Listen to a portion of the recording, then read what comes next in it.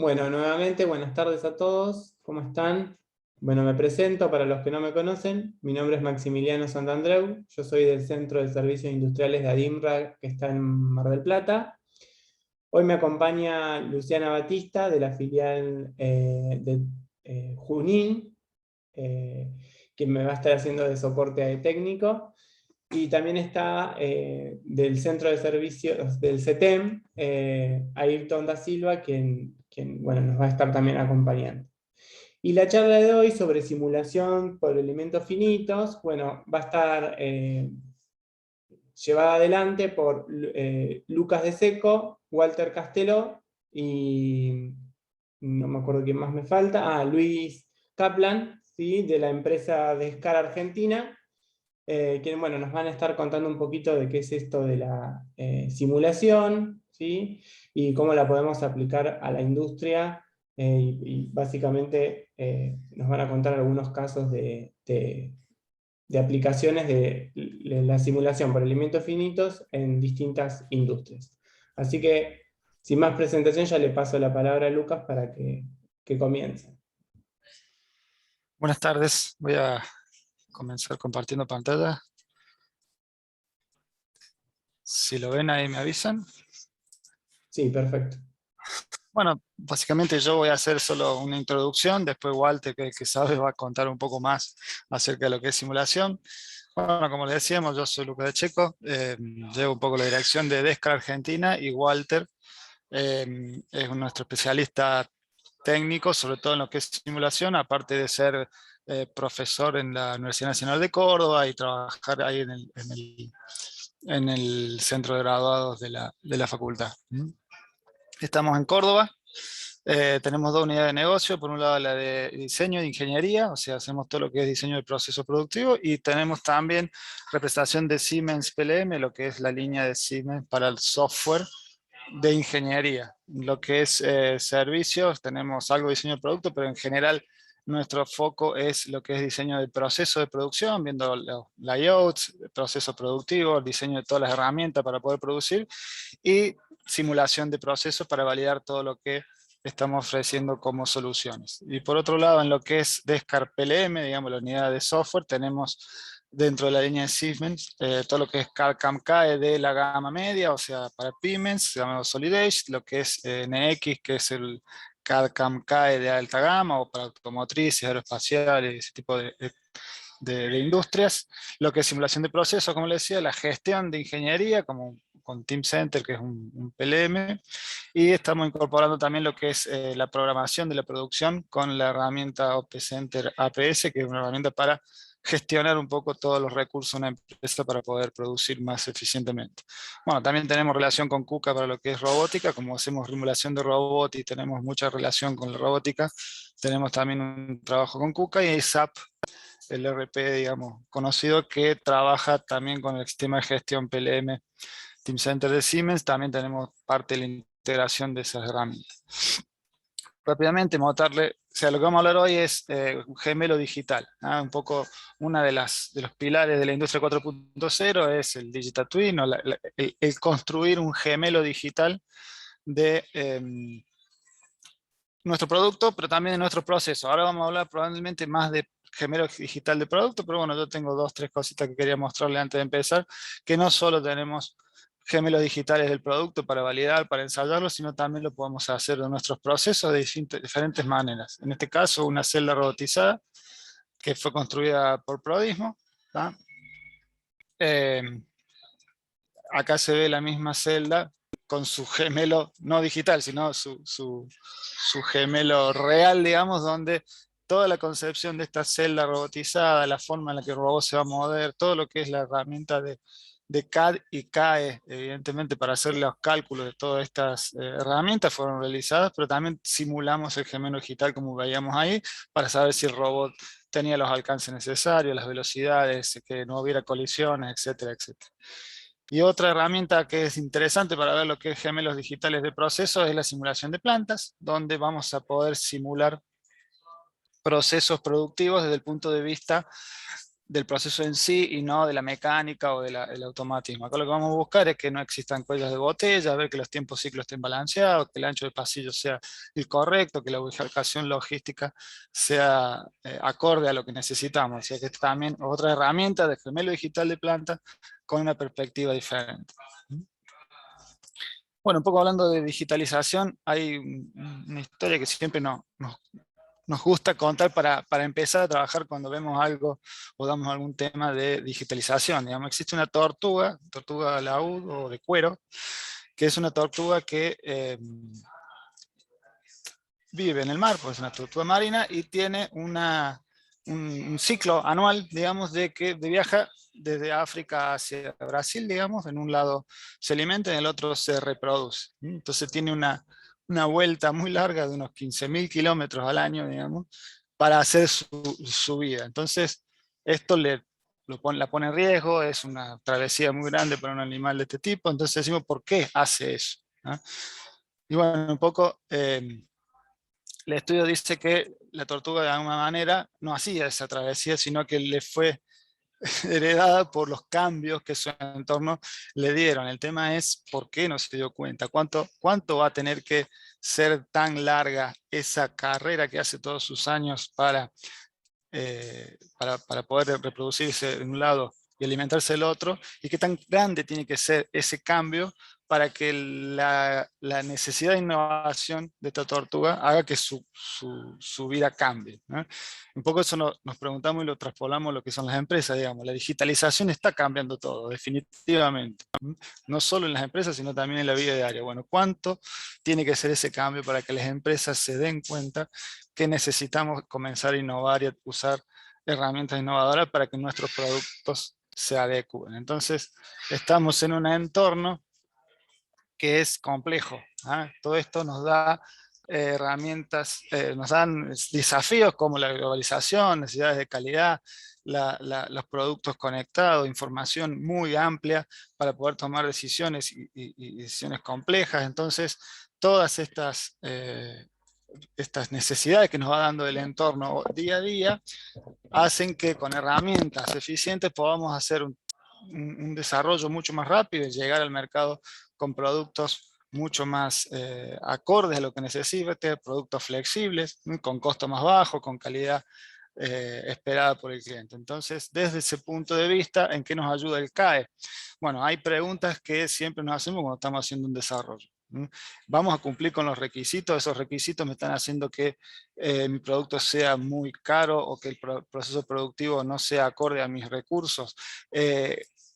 ¿Cuánto material o cómo deben ser las características físicas de ese material para que mi producto cumpla con los requisitos y a la vez esté en el grado de lo que el mercado me solicita? Entonces, simulación nos puede ayudar en modelar esa complejidad, tener este gemelo digital de producto en este caso, para que yo pueda tomar decisiones mucho más acordes, con mucha más velocidad, ensayar distintas alternativas, poder tener mucho más conocimiento del por qué hacemos lo que hacemos y cuáles son las decisiones que hemos tomado, desarrollar por supuesto más rápido, o sea, reducir las iteraciones entre los ensayos y las correcciones para llegar antes al mercado. Y por supuesto acá lo que estamos haciendo es un gemelo digital que integra conocimientos de muchas áreas. Tenemos las áreas de ingeniería, pero también tenemos las necesidades del cliente que vienen de marketing, tenemos la producción que podemos hacer con nuestros recursos y los costos. Entonces hay muchas áreas que intervienen en esto y poder integrar todo ese conocimiento de la empresa en una misma herramienta, en una misma modelo, nos permite ser mucho más innovadores en la ingeniería. Entonces, los beneficios que vamos a tener es, evidentemente, hacer menos prototipos, poder ser mucho más asertivo en el primer diseño y no tener que hacer iteraciones con la realidad, porque vamos a tener resultados mucho más rápidos en las primeras pruebas. Por supuesto, vamos a reducir costos, porque no vamos a tener que hacer tantos prototipos, no vamos a tener que hacer tantos ensayos, y vamos a tener un producto acabado antes que si no usamos las herramientas. Entonces, hay una serie de engranajes que nos llevan a trabajar en esto, es decir, bueno, tener una innovación más rápida, vamos a tener por ende un retorno de la inversión mucho más cerca de la fecha de desarrollo. Vamos a... una foto. Esos son todos los relés. No sé, tengo un audio ahí. Bueno, Por por favor, ende si pueden silenciar los micrófonos. podemos ensayar nuestra productividad, hacerla más eficiente, y esto nos da que vamos a tener mejor conocimiento de nuestro producto, mucho más fundados en análisis, mucho más científicos, y por supuesto vamos a tener un conocimiento de esto y mejores productos. Poco cerrando mi introducción, lo dejo a Walter, que va a contar algunos casos de diseño y una introducción un poco más técnica a lo que venimos hablando. Gracias, Lucas. Bueno, un gusto estar con ustedes. Un poco el objetivo de la charla es hablar sobre el método de elementos finitos aplicado al diseño, digamos, qué implica esto y bueno, una breve reseña de cómo es el método, ventajas, y también, digamos, cómo es necesario trabajar con el mismo como para llegar a buen puerto, digamos, cuando uno quiere aplicarlo en el diseño y contar con las ventajas que acaba de definir Lucas. Pasa una, Lucas, por favor.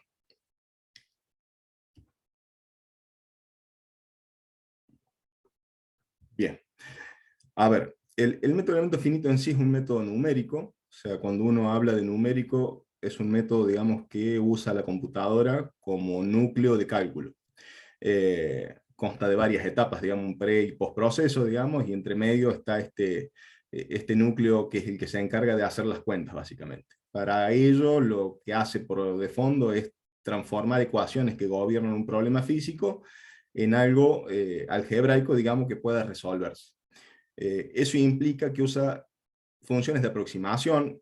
No vale la pena entrar en eso, pero es importante, el nombre lo dice todo.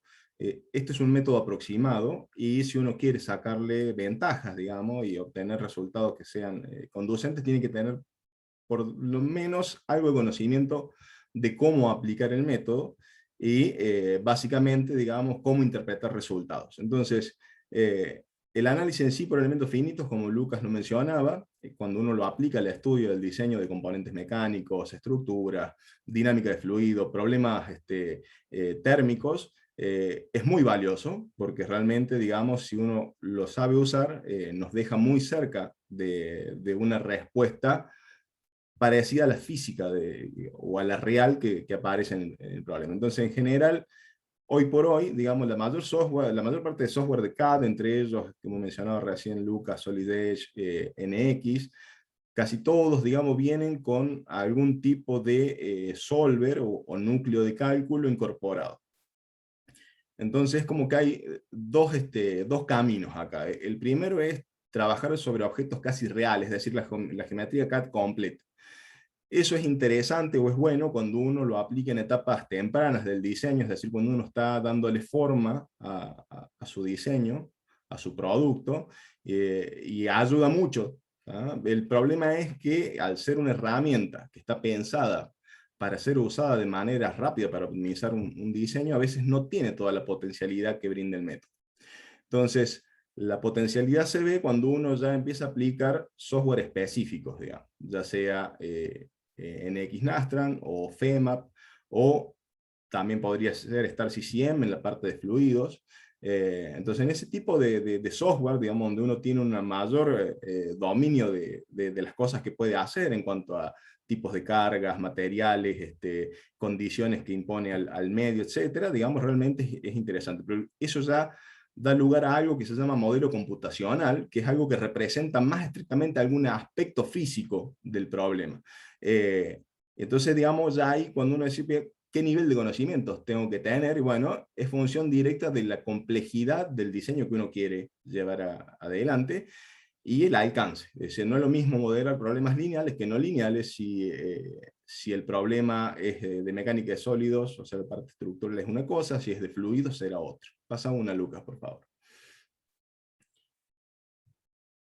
Un poco como para terminar de cerrar lo que contaba Lucas, en el diseño tradicional versus el diseño aplicando lo que es el software de simulación, lo que uno tiene es un diagrama de flujo muy distinto. En el proceso de diseño tradicional, en general, uno diseñaba, prototipaba, muchas veces ensayaba o iba a pruebas de campos, y una vez que uno lograba tener algo que realmente le era conveniente, empezaba con la producción. Si en alguna de esas etapas había algún problema, tenía que volverse atrás. Hoy por hoy, la posibilidad de contar con estos gemelos digitales, que de alguna manera representan tu producto o tu proceso, porque también Lucas ha hablado de procesos, que es lo que es simulación de eventos discretos que se llaman, lo que uno puede hacer es iterar en el primer escalón, es decir, diseñar, evaluar, si no funciona, volver a diseñar, volver al CAD, volver a calcular antes de llegar al prototipo. Con lo cual hay muchas chances de que en los pasos siguientes no haya un vuelta atrás, con lo cual uno se evita estar prototipando continuamente, estar ensayando mucho, los ensayos siempre son costosos, las pruebas de campo son costosas. Entonces, si uno evita, todo eso llevan tiempo también los ensayos. Entonces, uno se ahorra tiempos y costos de manera importante, ¿no? A veces me ha tocado en algunos casos trabajar con empresas que disminuían más del 60% el tiempo, y con todo lo que implica en costo, el desarrollo de un nuevo producto, digamos, cuando aplicaban CAE. Pasa una, Lucas, por favor.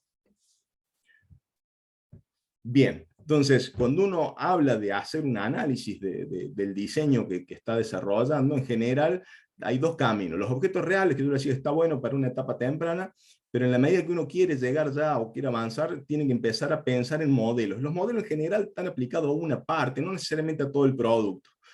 O descartan ciertos detalles que no hacen, digamos, a lo que es el comportamiento. Así vamos a ver un rato cuando veamos los casos.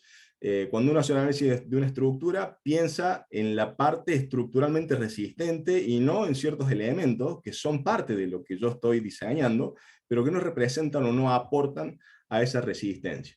Entonces ya me empieza a pensar en modelos, en bajar la complejidad de la geometría o cambiar la forma de ver la geometría como para analizarlo en más detalle. Cuando uno piensa en modelos, en general caen dos cosas, los modelos físicos y los modelos matemáticos. El modelo físico es el modelo típico de ensayo. Los ensayos han ido cediendo el paso a los modelos matemáticos, es decir, toda la parte computacional y demás. El porqué es simple, los ensayos son costosos. Entonces, eso no quiere decir que uno los deje de lado, simplemente disminuyen. Uno hace mucho más modelos numéricos o ensayos computacionales, como le suelen llamar ahora, que representan el ensayo físico en la computadora, y recién después van y hacen el ensayo de ese componente, esa parte, ese subproducto o subcomponente del producto que le haga falta. Y dentro de los modelos matemáticos uno puede dividir en solución analítica y solución numérica.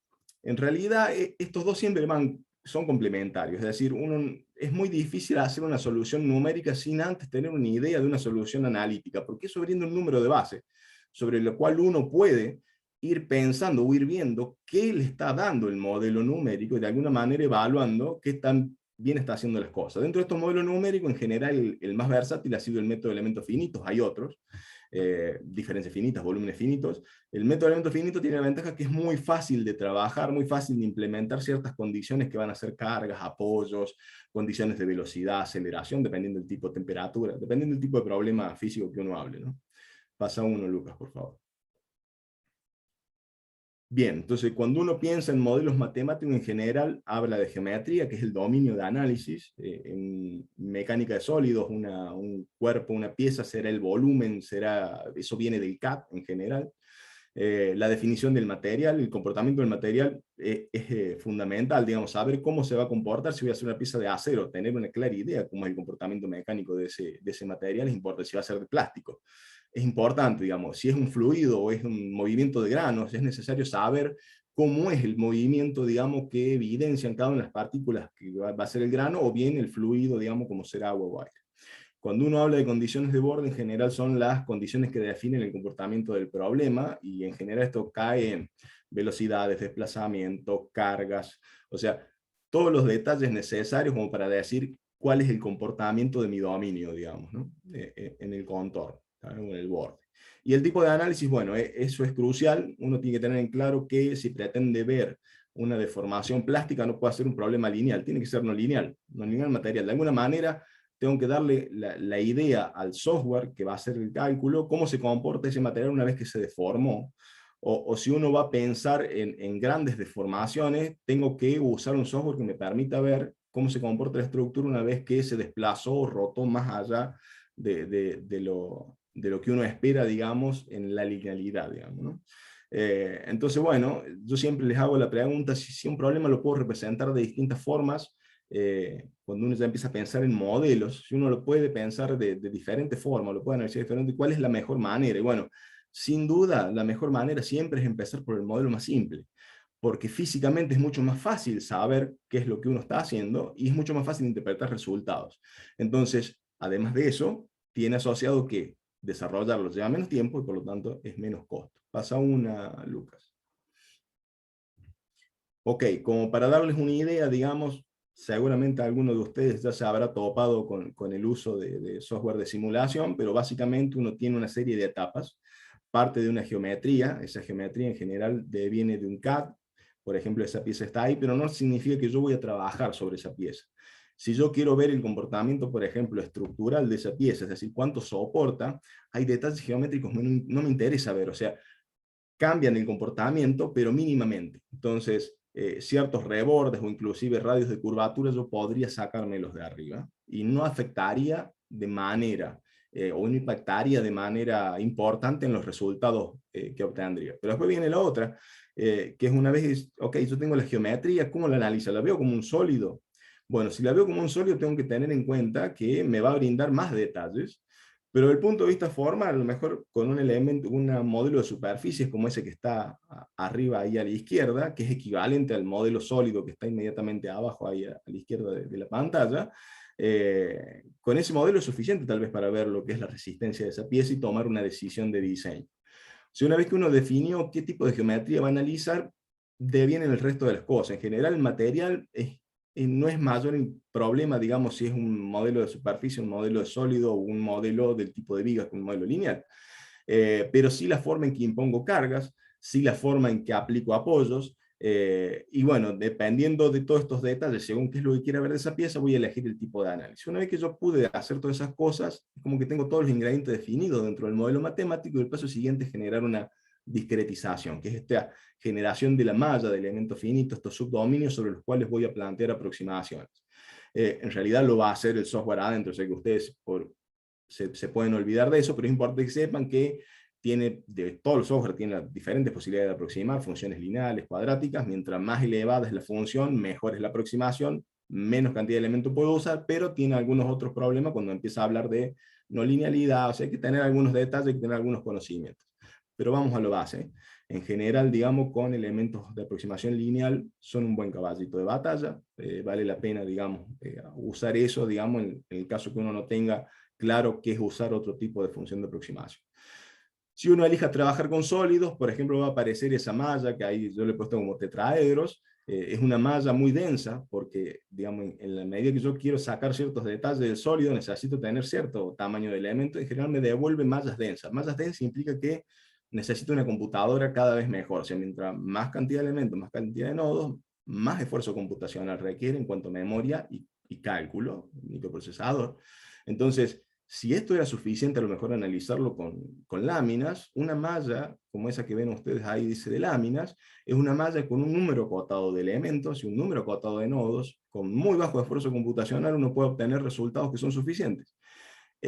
La malla que está inmediatamente al costado ahí de la que dice láminas, pareciera ser un sólido, pero no lo es, simplemente yo le he activado para que ustedes vean que yo le puedo definir cuál es el espesor de la pieza, a la lámina, de ese elemento de lámina, entonces lo puedo prender y me muestra o sea, gráficamente el espesor adoptado. Entonces quiere decir que yo tengo una malla que con muy bajo esfuerzo me va a dar resultados adecuados, y si no es suficiente o no me brinda lo que yo quiero ver, puedo recurrir a un modelo un poquito más complejo o ir a un modelo sólido, con más elementos de lámina, etc. Lo que yo he puesto en el recuadro en rojo es donde uno en general tiene control, es decir, en generar un modelo, en aplicar las condiciones de carga, en generar la malla. Donde uno no tiene control básicamente dentro de este ciclo es, por ejemplo, en los resultados. En general, una vez que yo envíe a calcular, el software va a calcular y me va a devolver un número, me va a devolver una distribución de desplazamientos, tensiones, velocidades, aceleraciones, lo que fuera, temperaturas.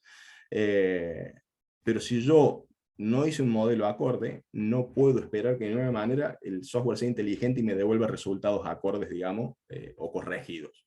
Si uno mete basura, en general obtiene basura. Por eso es importante tener en claro, digamos, qué es lo que se está haciendo. Ok, Lucas, pasa una si quieres.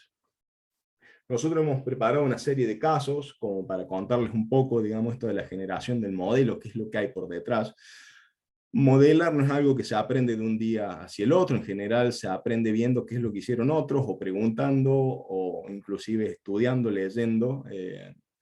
Esto que está ahí como caso uno es una tolva de residuos sólidos húmedos de un proceso de una industria acá cordobesa. Ahí va a parar estos residuos húmedos, digamos, y son almacenados y después enviados a otra zona. Entonces esa tolva que acopia tiene inclusive en la zona central, que ahí no está representado, un motorreductor con un sistema de movimiento para evitar, digamos, que eso al fin y al cabo se trabe y que no baje, digamos, por la boca de salida que no se alcanza a ver ahora, pero después hago un corte como para que vean dónde está. Como para que quede claro, esta estructura está en el exterior, es una estructura, digamos, donde uno quiere verificar seccionalmente espesores de esa tolva en general, y las dimensiones de la estructura de soporte, es decir, todo el entramado de vigas que está por debajo de la tolva. Las escaleras, la plataforma en general son acceso para inspección y demás, no son estructurales, seguramente aportarán algo de rigidez, pero no son estructurales, no son considerados parte de la estructura. Entonces, en este tipo de estructuras que están en el aire libre, en general vamos a tener las cargas de uso normal, que es el peso propio del contenido, más en este caso el motorreductor con todo el sistema ese que está en la parte central de la tolva, y va a estar expuesto a cargas de viento, cargas de sismo y sobrecargas por inspección y mantenimiento, que es que alguien suba con algún equipo para hacer una reparación o para hacer una inspección, etcétera, etcétera. Entonces uno en general parte de un esquema de espesores. Ese esquema de espesor uno lo plantea en diseño desde el punto de vista de cargas hidrostáticas. Es decir, en general, en la medida que yo voy bajando en niveles en la tolva, voy teniendo que incrementar espesores porque las presiones son más altas. Y entonces eso es lo que domina un poco qué tipo de espesor propongo para el diseño. Ahora, lo que yo quiero que quede claro es que en general todo lo que es el entramado estructural de soporte de la tolva, más el mismo cuerpo de la tolva, tiene espesores que comparados con la altura son muy pequeños. Entonces yo he puesto ahí una relación de altura a los espesores, estamos hablando del orden de 3.200 a 8.000 a 1. Es decir, uno tiene que tener en cuenta, digamos, que el espesor es muy pequeño comparado con las dimensiones de este objeto. Si uno quiere modelarlo, usar elementos de sólido es inviable, porque si yo tuviera que poner elementos de sólido que tengan un tamaño que sea acorde al espesor o al espesor de las partes, tendría que hablar de varios millones, digamos, de elementos y varios millones de nudos, y eso implicaría tener una potencia de cálculo excesiva. Pasa, Lucas. Entonces aquí es donde cae, digamos, este concepto del modelo. El modelo es un modelo basado en superficies medias de los cuerpos. Inclusive en la subestructura no pienso más ya en un sólido, sino que pienso en una viga, digamos, en un elemento lineal con propiedades de la sección de esa viga. O sea, la típica que uno ve, digamos, en una carrera de ingeniería, digamos, cuando uno hace análisis en los primeros años de estructura. Y este modelo de tolva de superficie media la puedo mallar con elementos que me van a brindar un buen resultado y que no me va a dar una malla excesivamente grande que me va a permitir ver cómo es el comportamiento. Entonces, en general, digamos, este es un modelo que es acorde a la estructura que estaba planteada recién. Si uno lo mira, es parecido, pero no es lo mismo. Y los resultados van a ser buenos, porque en realidad lo que estoy haciendo es bajarle un nivel, digamos, al concepto geométrico, pero estoy conservando el comportamiento físico del problema, porque los elementos de lámina están justamente pensados para modelar superficies, digamos, o estructuras que son muy delgadas. Y en general voy a usar en este caso, ahí como está planteado, elementos de láminas de 4 nudos, que son esos cuadraditos que ustedes ven, y en algunos sectores necesitaría usar triángulos, digamos, para poder cerrar la geometría. En el caso de todo lo que es la subestructura de soporte, son todos elementos de viga lo más simple, y todo lo que es, digamos, la estructura de escaleras, inspección y demás, no está contemplado en el modelo, salvo la parte que está aplicada sobre el techo de la plataforma, que en realidad la estoy viendo como peso. No la veo como elemento resistente, pero sí como peso que está montado sobre la tolva. Pasa una, Luca. Esto está tomado, lo que se ve ahí abajo son simplemente apoyos, digamos, en general las patas van tomadas de manera que uno no tiene la chance, o no debería tener chance de tener giros, pero lo cierto es que no es soporte lo suficientemente rígido para pensar que es un empotramiento. Entonces, en lo general, se utilizan apoyos simples, digamos, que es después vamos a ver que algunos datos podemos sacar de esos lugares. Entonces, que está acá, digamos, son resultados que uno obtiene cuando pone el contenido, es decir, un estado de presión que varía con la altura, ¿tá? Es la altura de contenido máxima, pone un determinado distribución de cargas que va incrementándose con la profundidad de la tolva, y uno puede obtener, digamos, cómo son las tensiones. En general, las dominantes van a ser las circunferenciales, las que tratan de inflar a la tolva de alguna manera, mucho más que las longitudinales. Aunque en el caso, digamos, todo depende de cómo esté tomado. En este caso, posiblemente en la parte inferior, lo que es la tolva misma y no en el cuerpo troncocónico, haya un poquito de tensiones longitudinales porque está colgado esa estructura desde la cintura, digamos, de este recipiente, digamos. Así como pueden ver tensiones, se pueden ver desplazamientos. Uno tiene que entender que el método de elementos finitos es un método que en general concentra tensiones en aquellos lugares donde hay cambios bruscos de geometría. Entonces, por ejemplo, en esta tolva, en todo lo que son cambios de dirección de la estructura, por ejemplo, la cintura entre la unión entre tolva y el fuste troncocónico, digamos, en general muestra concentración de tensiones. En la boca inferior es una boca cuadrada, no es redonda, y esos vértices inevitablemente muestran concentración de tensiones, que es lo que se ve en rojo, y también en las partes centrales, en general lo que muestran son desplazamientos importantes, porque lo que trata la presión es de hacer circular esa boca cuadrada, por lo tanto, por eso se notan, digamos, mayores desplazamientos justamente a mitad de esos lados del cuadrado. Pasa una, Lucas. Bueno, yo acá no he puesto las de viento, aunque el cálculo se ha hecho, pero lo que tiene que quedar claro, por ejemplo, en esta estructura, que es cuando es un radio o diámetro muy grande comparado con el espesor, digamos, el viento tiene mucha incidencia, sobre todo cuando está, o cuando son muy esbeltas, es decir, son muy altas. En ese caso también el viento tiene mucha incidencia, sobre todo cuando están vacíos. En este caso es una estructura que, si bien es alta, es bastante pequeño, si uno mide la altura, digamos, de la tolva misma y el fuste troncocónico, digamos, con respecto al diámetro, no es tan importante la incidencia del viento, pero sí del sismo, pues está muy alejado del suelo, consecuencia de la subestructura. Entonces habitualmente se hace el análisis de sismo para ver dos cosas. Primero, que el contenido, esa masa agregada del contenido cuando se mueve dentro del recipiente, no me lleve a tensiones que produzcan rotura, y definir cuáles son las cargas que van a aparecer en las patas, digamos, de la estructura de soporte para evitar el vuelco. Entonces son cuentas que se hacen. Y a la derecha lo que están viendo es un análisis que se puede hacer de manera analítica, es decir, uno puede hacerlo en Excel, en una script de Python, lo que fuera, basado en métodos semi-empíricos, es decir, es analítico con algo de experimental, en donde puede uno evaluar valores de esa sobretensión por efectos de sismo, y que son una buena base para tener en cuenta si lo que yo estoy viendo, digamos, que me está devolviendo, es acorde. Entonces uno se fija más o menos en las escalas de tensiones máximas circunferenciales que debería haber, digamos, que están en el orden de 15 a 16.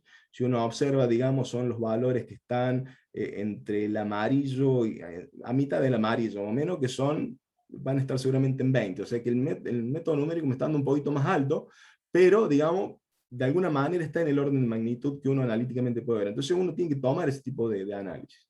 Y las reacciones de las patas en general son importantes, porque no solamente van a permitir definir qué anclajes usar para que esta estructura no vuelque, sino que también me va a permitir, por ejemplo, en las patas que están comprimidas, que no exista pandeo, algo que se hizo en este caso, pero se hizo analíticamente. Dado que es una columna bastante simple, digamos, no es necesario hacer un modelo de análisis. Entonces, con esto más o menos quiero ir mostrándoles que los métodos analíticos van de la mano con los métodos numéricos. Dale una, por favor, Lucas. Bueno, este otro caso es un caso que nos tocó ver con Lucas, es la fabricación de la viga central de un vagón portacontenedores. Este vagón, como la mayor parte de los vagones, digamos, en general están en el orden de los 20 metros de longitud, o sea que totales más o menos, en ese orden están. Esa viga central que están viendo ustedes ahí tiene más o menos 60, 70 centímetros de lado la sección. Entonces, si uno se pone a ver los espesores constructivos de las chapas con las cuales se fabrican, digamos, también tengo una relación importante de la dimensión completa de la estructura con respecto a los espesores, con lo cual es otro candidato a ser modelado con métodos basados en superficies medias, o sea, láminas. Estas vigas tienen que tener una contraflecha, y en general, digamos, se hace de dos maneras: o se lo corta con la geometría de esa contraflecha y se lo suelda en esa posición, es uno de los métodos, o este otro, digamos, que se eligió, que cortemos todo derecho, hagamos la soldadura todo derecho y posteriormente lo que hace un proceso de conformado por bending o flexión, que es lo que hace. Para lo cual acá pasa una, Lucas, hay dos etapas. Una primera etapa que implica, digamos, modelar la fuerza necesaria y el comportamiento de la estructura, digamos, en la etapa de conformado por bending, y después una etapa en la cual hay que sacar todo y tomarla de cierta parte a la pieza y dejarla que se recupere elásticamente. Entonces esto implicó hacer varios loops hasta encontrar la geometría de la mesa. Es esa parte que están viendo a la izquierda y abajo, digamos, la mesa tiene una serie de topes, es qué posición o qué altura debían tener los topes para lograr, digamos, una determinada geometría en la contraflecha. Y para poder ver la parte plástica, digamos, porque es conformado, necesito incorporar como datos, digamos, el comportamiento elastoplástico del material, que es esa curva, que se ha tomado una curva ideal. Esto implica que los resultados, como mucho, pueden ser cercanos a la realidad, pero no necesariamente iguales. O sea, no necesariamente es que me va a dar el resultado, me va a dar lo que yo necesito, es simplemente una aproximación al problema. La densidad de malla, que es esa imagen que está al medio, fíjense que casi no se notan los elementos, es porque la cantidad de elementos que hacen falta para este tipo de modelado es importante. O sea, es una buena cantidad, digamos, igual que los nudos. Pasa una... Bueno, se modela únicamente la mitad, para no tener que modelar toda la estructura, porque, digamos, sería un problema cada vez más grande. Entonces, como era simétrico, se hizo la mitad. Entonces, la parte derecha, digamos, está la primera etapa, que es la del bending elastoplástico, en la cual se muestra que las tensiones que se alcanzan están por arriba de la fluencia, es decir, toda esa parte roja ya ha entrado en fluencia y está tomando menos carga que el resto, digamos, al empezar a plastificar, el material empieza a tomar menos carga y empieza a ceder carga a otra parte de la estructura que está en condiciones.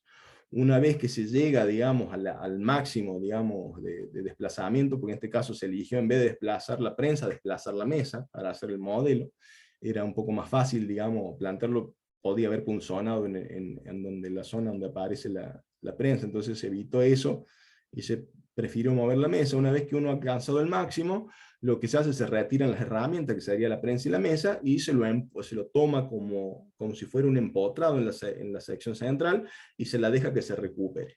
Entonces, si uno observa, las tensiones caen y bajan a valores casi nulos en la mayor parte de la estructura, salvo en algunos lugares, digamos, que ha quedado con una pretensión, que es lo típico, digamos, cuando uno hace este tipo de simulaciones. Pasa una, Lucas. En cuanto a los desplazamientos, queda claro, una vez que uno empuja con la mesa, digamos, la parte central de la viga, digamos, lo mismo sucedería si lo aplica las cargas de la prensa en los extremos, la parte central de la viga queda muy por arriba comparado con los extremos. Hay una diferencia bastante grande en cuanto, digamos, hay casi 94 milímetros el máximo desplazamiento que se ve en esta viga, pero en realidad lo que uno está buscando, que es entre el centro de la viga, digamos, y la posición donde va apoyado sobre la mesa del bogie, que es el cuerpo que lleva las ruedas, tenga una cierta distancia. Y eso es más o menos lo que se buscaba en este caso en los valores celestes, en el orden de los 15 milímetros más o menos. Pasa uno, Lucas. O sea que uno más o menos con esta fuerza logra eso. Entonces, como subproducto del modelo, además de ver, digamos, cuál es o cómo queda deformado. O sea, lo que tienen que tener en cuenta ustedes es que esta distribución de desplazamiento y de tensiones es en sí importante del punto de vista de no crear punzonados, por ejemplo. Entonces, ahí es donde se trabajó mucho para determinar cuál tenían que ser las posiciones de los topes. Pero además devuelve algunos detalles interesantes del modelo. Uno puede ver cuál es la carga necesaria en la prensa, que a lo mejor no va a ser exacta la que uno tiene que poner, puede ser un poco más, un poco menos, y las cargas en los topes, es decir, uno puede diseñar la mesa con esos valores de carga máxima, de manera que la mesa o los topes eso no se rompan cuando uno hace el proceso. Si quieres poner, no sé si está el video, Lucas, en el que sigue.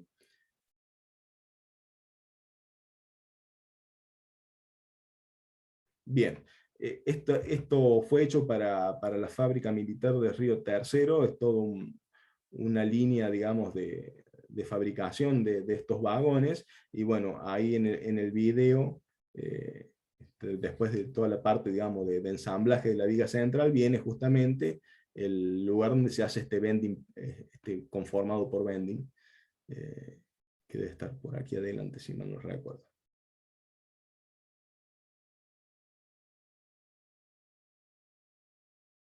Bien, ahí se ven, ahí ven la viga, digamos, en el proceso de todo lo que es la parte de soldadura, de todos los elementos que la conforman.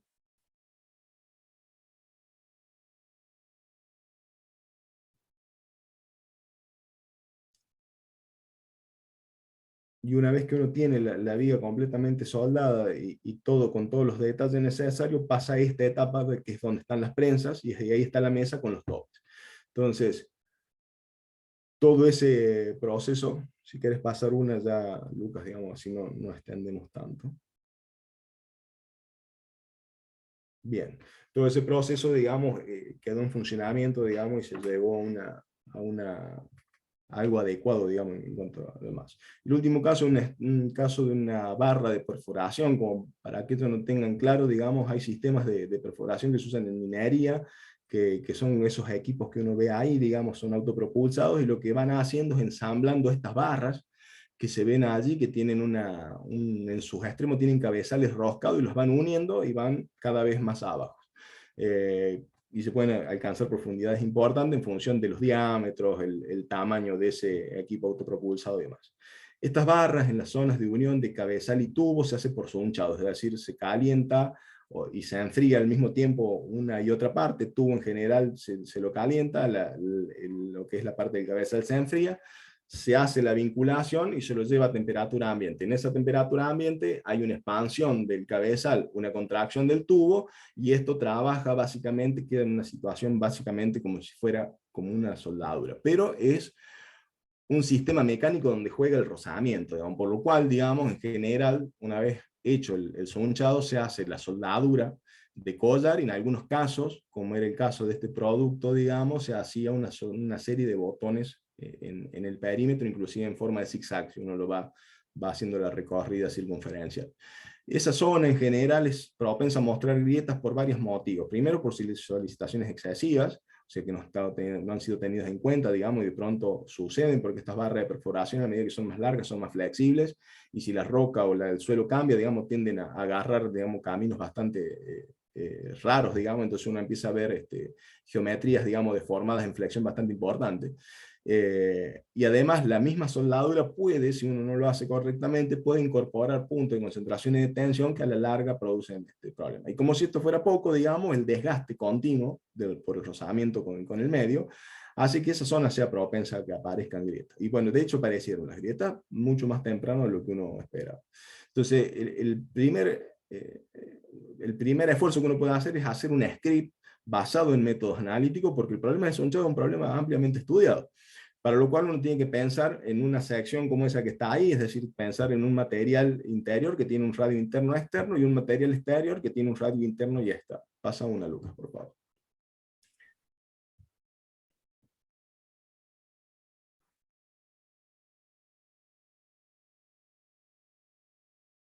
No estoy viendo cambio. Ahí está. Bien. Ok, entonces la solución analítica, si uno hace, digamos, se toma las ecuaciones de sonchado, la solución analítica para lo que era el diseño original de esta pieza, daba que en las condiciones geométricas que se estaba fabricando, lo que devolviera es que las tensiones eran muy altas. Para un material con una tensión de fluencia de 780, aparecían tensiones, digamos, del orden de 700 en el tubo. Entonces, el tubo estaba muy sobretensionado, pero eso no disparaba la necesidad de que haya o que tengan que aparecer grietas. Por lo tanto, había algo más. Entonces ahí empezó a estudiar, digamos, a ver qué otras cosas hay dando vuelta. Y esas otras cosas, aparte de la torsión, porque esta es una barra de perforación que está en torsión, en la cual hay impacto, hay presión interna porque hay un flujo inclusive de líquido, que es la que hace la expulsión de las partículas que van siendo erosionadas del suelo. Entonces, digamos, había una serie de detalles a tener en cuenta, Pasa una Lucas, por favor, pero lo primero que había que pensar era en no tener tensiones tan altas en el sunchado, porque eso ya me limita después en la posibilidad de que esa pieza siga tomando carga. Entonces, con el mismo script, era cuestión de jugar simplemente con las condiciones geométricas del sunchado. Entonces, cambiando algunos radios, uno lo que logró es bajar la interferencia del sunchado, con lo cual disminuye mucho las tensiones, pero aparte, reducir el espesor del cabezal también conlleva a una respuesta más flexible de lo que es el cabezal, y por lo tanto no le exige al tubo deformarse en exceso. Entonces, bajo esa premisa, digamos, lo que uno obtiene son tensiones mucho más adecuadas, y bueno, entonces ahí sí podemos hacer un modelo numérico, porque el problema analítico de sunchado vale para 2 dimensiones, pero ¿qué pasa en 3D? En una pieza como esta. Bueno, ahí sí vale la pena hacer un modelo numérico. En este caso en particular, yo no lo comenté, pero en la primera filming en todo caso después lo pueden ver, las relaciones entre espesores de tubo y las dimensiones del cabezal o las dimensiones del radio, por ejemplo, de las piezas, en general es baja. Por lo tanto, acá sí es conveniente usar problema de sólido. Además, lo que necesito también es ver qué pasa en el interior de las piezas. Entonces, si uno hace un modelo de sunchado, por ejemplo, esto está hecho con FEMA, lo que obtiene, digamos, son tensiones que son bastante parecidas a las que predice el modelo. Por supuesto que eso se da alejado de los bordes, que son justamente las zonas límites, digamos, donde termina el tubo o en la zona donde termina el cabezal. Ahí sí o sí tiene que haber algún tipo de comportamiento tridimensional que me va a correr de lo que sucede en el problema analítico, que es un problema, digamos, casi ideal, y además que es 2D. O sea, los valores son bastante buenos comparando o pensando, estoy comparando dos cosas que no necesariamente tienen que ser iguales, digamos. Una más, Lucas. Bien, o sea, una vez habiendo visto que podemos modelar el sunchado, lo que sigue es decir, bueno, ¿cuáles son las condiciones de trabajo sobre esta pieza?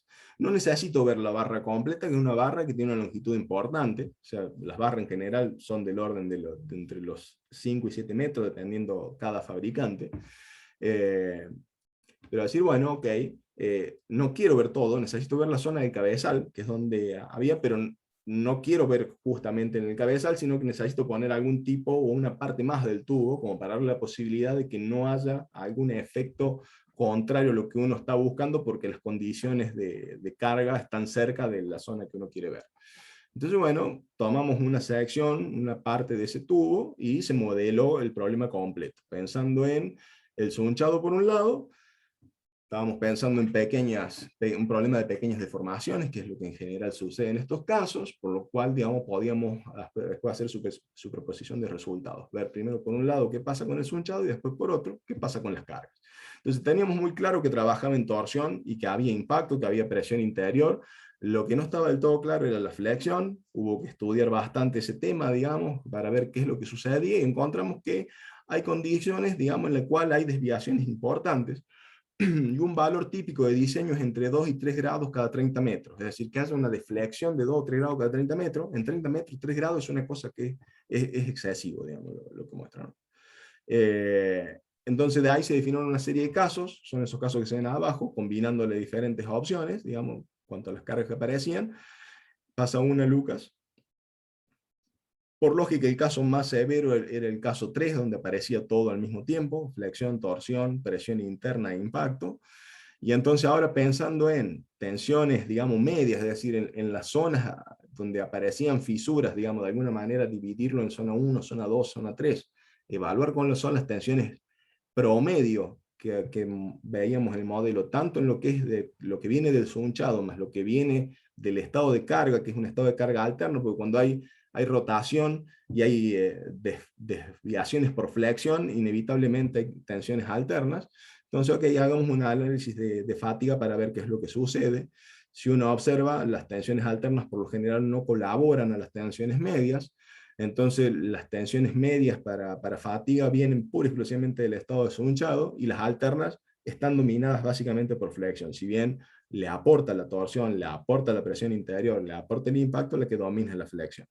Pasa una más, Lucas.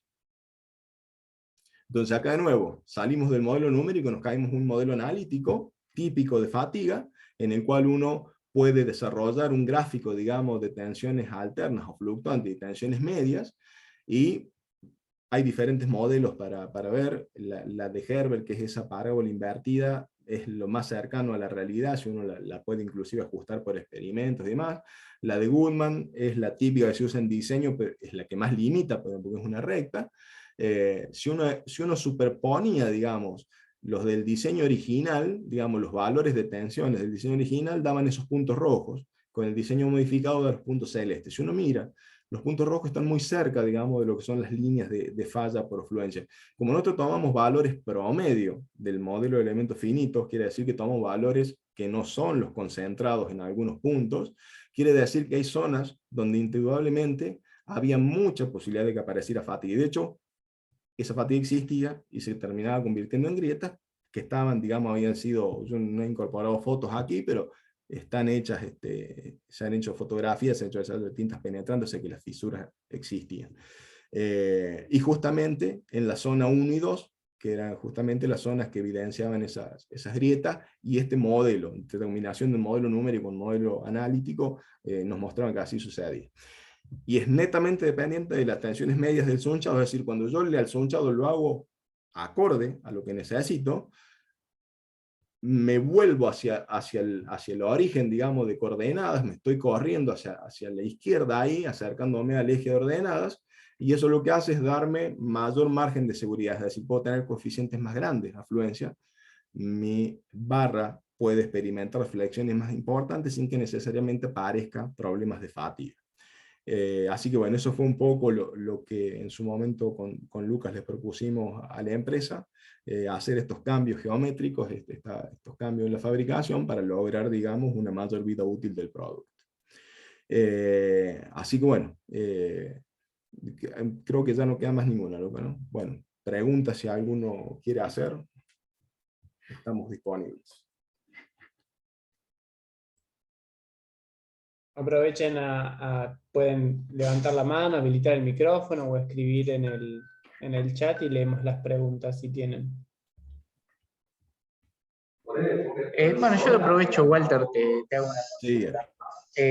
Este último caso del sunchado, ¿ustedes después hicieron un seguimiento, si esto lo aplicaron, lo llegaron a implementar?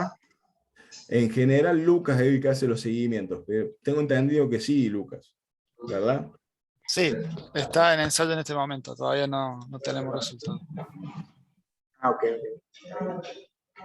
Bueno, pero les dieron bola, digamos, ese es el Sí, punto sí, de- definitivamente, sí, sí. No, Estuvo está. bueno porque justamente Por ahí la falta de noticias son buenas noticias, ¿no? Así que no hemos tenido noticias por ahora. Así que... Sí. Perfecto.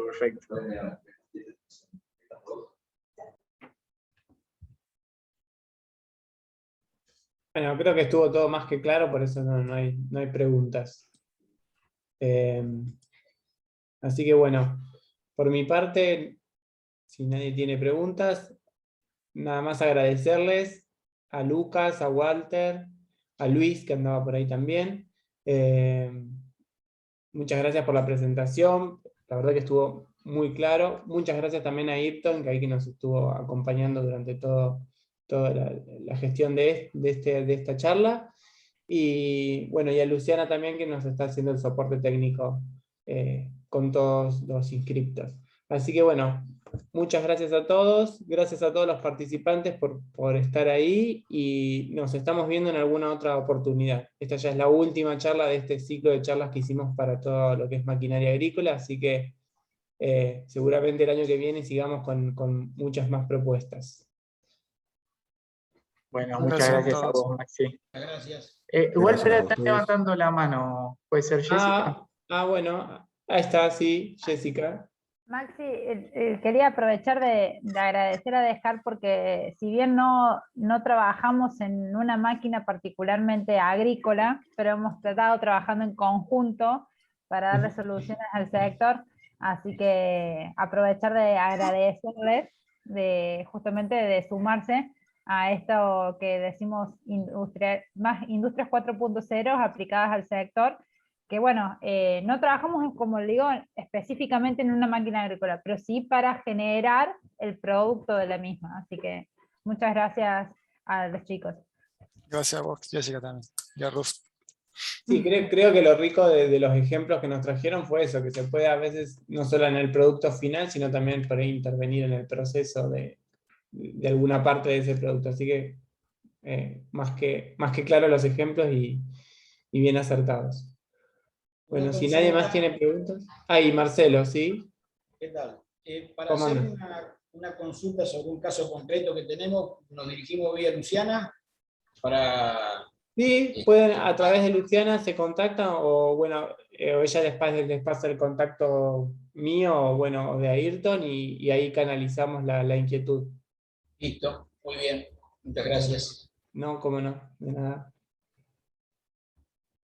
No sé si alguien más tiene alguna pregunta. Si no hay ya, porque ya estamos en horario, pero por ahí si hay preguntas, aprovecho. Bueno, luego igual van a estar recibiendo quienes los que se inscribieron van a estar todos recibiendo la grabación de esto por si lo quieren revivir, ¿sí? Y después, bueno, nuestros contactos ya los tienen, así que cualquier consulta nos pueden escribir y enseguida los ponemos en contacto con los chicos, cualquier cosa. Muchas gracias a todos y nos estamos Gracias a viendo en todos. otra oportunidad. Gracias a todos. Un gusto, Chao, hasta hasta luego, luego. gente. Gracias. Gusto. Gracias por Buenas participar. tardes. Chau, chau, buenas tardes.